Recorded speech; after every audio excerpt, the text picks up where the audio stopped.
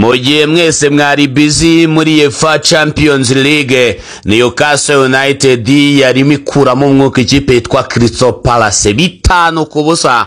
Magehi yandika amateka mabi, yitsinze igitego mu mukino ubanza, anitsinda n'igitego mu mukino wo kwishyira w'ikirane warabaye kuri uyu mugoroba. Byeruka gukorwa na Jamie Carragher 8-9 bakina ikipe ya Tottenham ari muri Liverpool. Nibo bakinnyi babiri bonyine mu mateka ya Premier League bitsinze igitego mu mukino ubanza bakanitsinda igitego mu mukino wo kwishyura bahura n'ikipe imwe. Newcastle United arigiye muzaryama mugasanga yakuyemo ikipe umwuka. Ibitego 12 mu mikino 3 iheruka irazamutse ikoza ku mwanya wa gatatu muri shampiyona kuri ubu ngubu. Amanota 59 irushwa n'ikipe ya Arsenal ya kabiri amanota 4 yonyine. Ikabitsinze imikino 6 yikurikira mu marushanwa yose. Kuri ubu ngubu irarusha amanota 5 ikipe yose ihirahirisha ku mwanya wa Champions League.